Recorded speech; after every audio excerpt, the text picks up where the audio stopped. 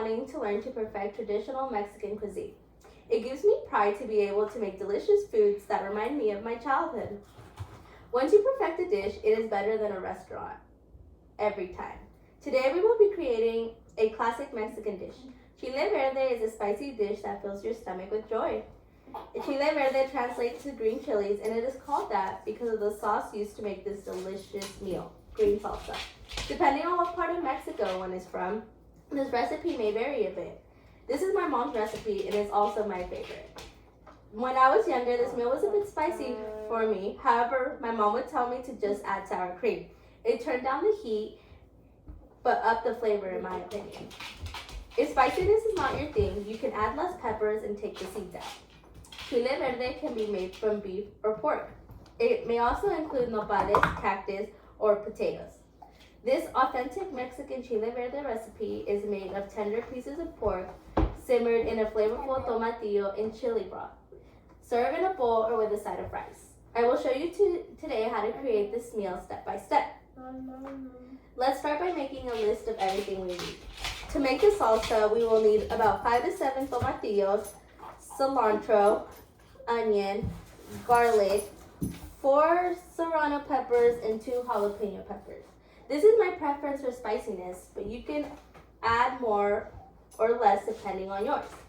About 1.5 pounds of pork shoulder, 2 potatoes, nopales, either whole or store-bought container will work, chicken bouillon.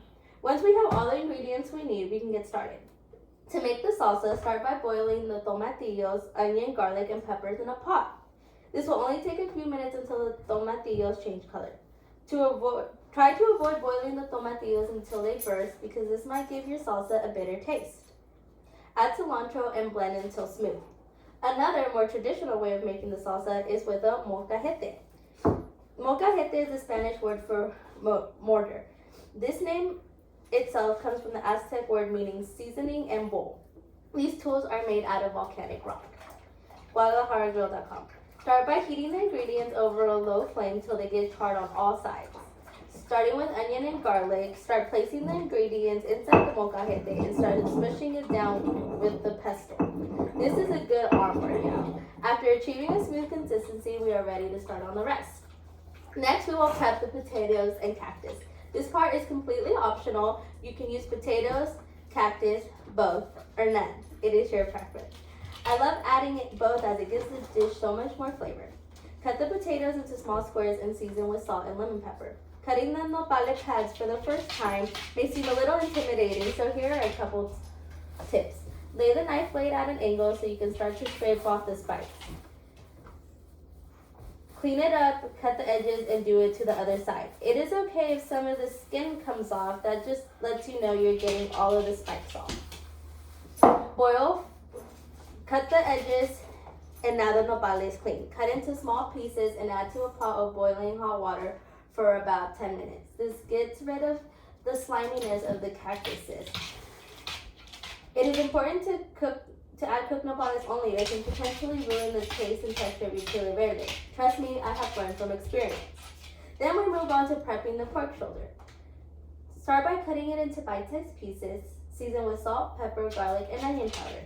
Sear the meat until nicely brown. Add the potatoes and let them cook for about 10 to 15 minutes until they are brown. Add the cactus, adjust salt as needed. Now it is time to mix everything together. Slowly add the green salsa into the meat, potatoes, and nopales. Bring this to a boil and add 2 tablespoons of chicken bouillon. Once boiled, bring it back down to a simmer and let cook for about 30 minutes. By then, your house will be smelling like a delicious Mexican restaurant. Taste for salt and add chicken bouillon. If you need more, add more.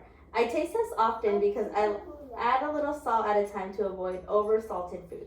I also learned this from experience. You can always add more salt, but you can't take it away. And finally, finished product.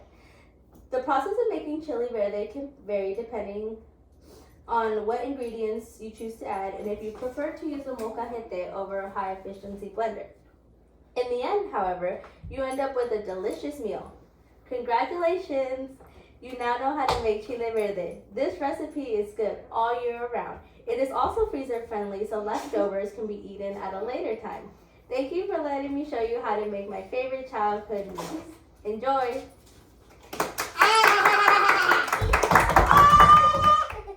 guys. Ow.